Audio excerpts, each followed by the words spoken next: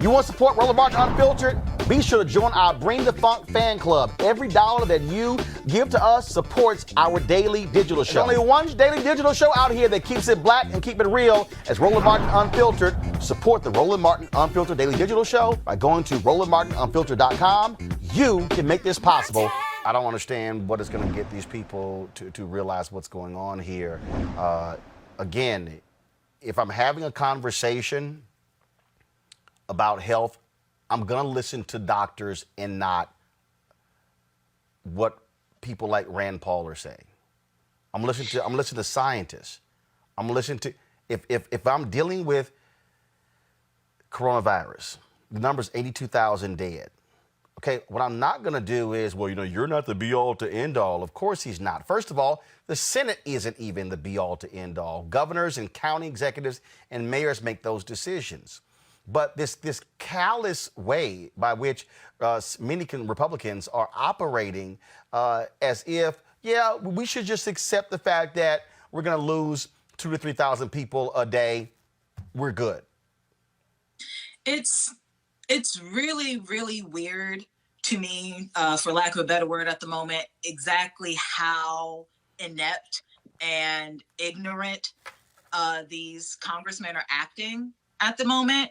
But I can't help but notice that, especially on the Republican side, we didn't see this uptick in rebellion, so to speak, until the numbers came out in terms of racial demographics as to exactly who is dying and exactly where these people are dying and affected and infected by COVID-19. So I can't help but see and feel the racial xenophobic undertones in their rationale behind wanting to get back to work, because it is typical and almost expected at this point for white supremacist, what racially biased people as a whole to only be concerned about themselves. There's an extreme undercurrent of narcissism with this particular group of people, such that if it does not affect them, they literally do not care about anything else. And then what's worse, when you add on top the Americanism that is consumerism and capitalism and just getting money, it's sad, but it almost makes sense to me at this point that they don't care.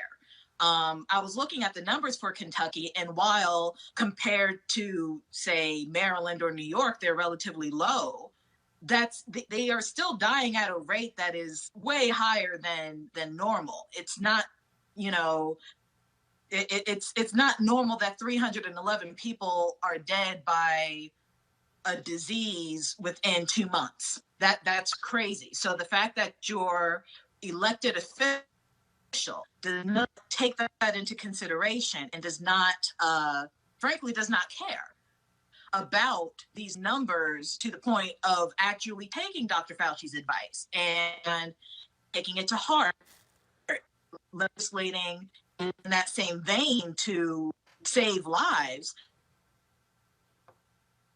Please. Having some issues with Kelly's connection. Melik, I'm going to go to you. Your response again as you look at what you're hearing. And again, I just think that Senator Paul was a little too flippant with Dr. Fauci. And the Fauci's like, look, I'm just trying to tell you I'm an expert at this. This is what I do. Yeah, I think he was a little hot. It's not surprising to me, considering many of these televised hearings are pretty much, they're for theater. And I think that people on both sides end up getting into the theater aspect of that. There were legitimate concerns that Senator Paul had about opening the schools, sure. And I think he probably, well, not probably, the idea that anyone is saying that the schools are going to be closed forever, I'm not sure if anyone is saying that at all. At least I haven't heard anyone say that. But there are real concerns that people have about schools. Whatever the mortality rate for children, obviously, and as Dr. Fauci said, we should really be concerned about that, because there are things that we're finding out about it, and the virus continues to evolve, the information continues to evolve, but I'm not I'm not really surprised that Rand Paul took that position. Fortunately, I do know in listening to the hearing today that Fauci did say that that as far as President Trump is concerned, that he's definitely listened to their advice and heeded to, and actually not just listened to their advice, but taken their advice on particular things. But the theater of a Senate hearing, yeah, I mean, yeah, I don't know what to say about that. Ameshia, at the end of the day, I think what you're seeing these idiots out here protesting, open the gyms up by doing push-ups outside and all this sort of silly stuff along those lines. This is about life and death. And the thing for me is that this coronavirus, unlike these other things, unlike what we all did before, you're talking about, I mean, I think back to the bus driver in Detroit. A woman coughs on his bus. He is dead 2 weeks later. That's how quickly this thing moves. This is nothing to play with.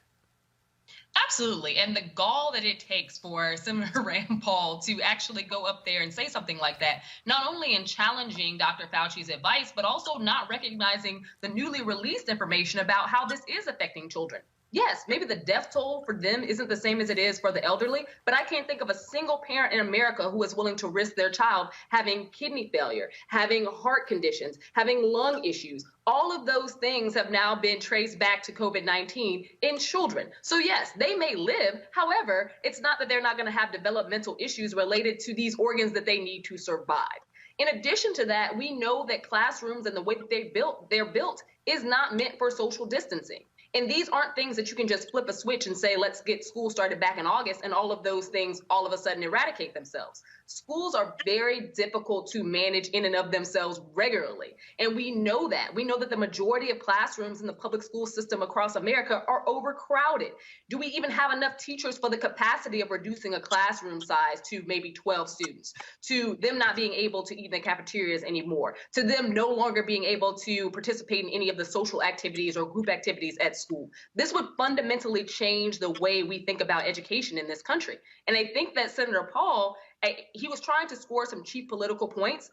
But again, no one is willing to risk their children across this country. And I think that it's very disappointing to watch a senator sit there and deny and basically, stand beside the profiteering aspect of all things globalism, of all things our economy, and completely ignore the fact that, even if children are not dying, guess who is? Their teachers, their paraprofessionals, the cafeteria workers, the bus drivers, the other people who make sure that your schools are going to be up and running. And I think that it's just disappointing to have someone take these cheap Republican political shots in the face of actual medical guidance. Every single night. We've got some of the top black experts. You're not going to see them on cable news or broadcast news because you swear black people aren't experts when it comes to this health crisis. That's why we have this show and why we do what we do every day on Roland Martin Unfiltered. Joining us right now is retired General Russell Honore, the nation's first black Surgeon General, Dr. Joycelyn Elders. John Hope Bryant, he's the founder of Operation Hope. Senator Kamala Harris of California, Dr. Cedrina Calder, retired General Lloyd Austin, Congresswoman Karen Bass, Commissioner Omari Hardick, Bureau President in Brooklyn, Eric Adams, Dr. Joseph Graves, America's Wealth Coach, Deborah Owens, Dr. Corey Abear, Patel Salt, Howard University student, Pastor Jamal Bryant, Dr. Christy McDowell, Benja Ajilore, senior economist at the Center for American Progress, Gilda Daniels, again, author of the book, The Crisis of Voter Suppression in America. 4 stars, General Kip Ward. Dr. Oliver Brooks is president of the National Medical Association, president of the American Medical Association, Dr. Patrice Harris. Joby Benjamin, Dr. Alexia Gaffney, infectious disease specialist, Dr. Georges Benjamin, executive director of the American Public Health Association, Malcolm Nance, family medicine physician, Dr. Jen Caudle, Dr. Tashaka Cunningham, a molecular biologist, Kat Stafford. She's a national race and ethnicity reporter for the Associated Press. Dr. Wayne A.I. Frederick, who is the president of Howard University, Congresswoman Yvette Clarke from the state of New York, William Spriggs, AFL-CIO economist, Andrea James, executive director of the National Council for Incarcerated and Formerly Incarcerated Women and Girls. All right, let's go to Capitol Hill. Congressman Gregory Meeks, Congresswoman Eddie Bernice Johnson of Texas, Congresswoman Barbara Lee, Minnesota Senator Amy Klobuchar, mental health clinician Jamie Singletary, Prince George's County State's Attorney Aisha Brayboy, as well as Dylan HAYRE, ACLU Justice Division strategist. Dr. Cindy Duke, she is a virologist Partners, Principal Steve Perry of Capital Prep, Health and Wellness Specialist Dr. Yolandra Hancock, Desmond Meade, President of the Florida Rights Restoration Coalition, Cliff Albright, who is the co-founder of Black Voters Matter, Michael Harriet with The Root, Mina McWhorter, founder of Love by the Hand, Dr. Julianne Malvo, economist, president, Emerita Bennett College, coroner Michael Fowler, is the mayor of Atlanta, KEISHA Lance Bottoms, mental health therapist Suzette Clark, Justin Gibney, attorney and political strategist, and Bishop Vincent Matthews Jr., Dr. Suzette McKinney, CEO and executive director of the Illinois Medical District, Dr. Leon McDougall, president-elect of the National Medical Association, Jana Bailey, mayor of Moss Point, Mississippi, Mario King. We're going to keep driving this thing to make sure our people are fully aware, safe, protected from coronavirus. You getting the top medical experts, top business experts, top political experts, top religious experts, because that's why we do what we do. Unapologetically and unfiltered.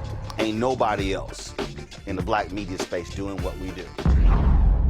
Watch Roland Martin Unfiltered daily at 6 p.m. Eastern on YouTube, Facebook, or Periscope, or go to RolandMartinUnfiltered.com. Support the Roland Martin Unfiltered Daily Digital Show by going to RolandMartinUnfiltered.com. Our goal is to get 20,000 of our fans contributing $50 each for the whole year. You can make this possible. RolandMartinUnfiltered.com.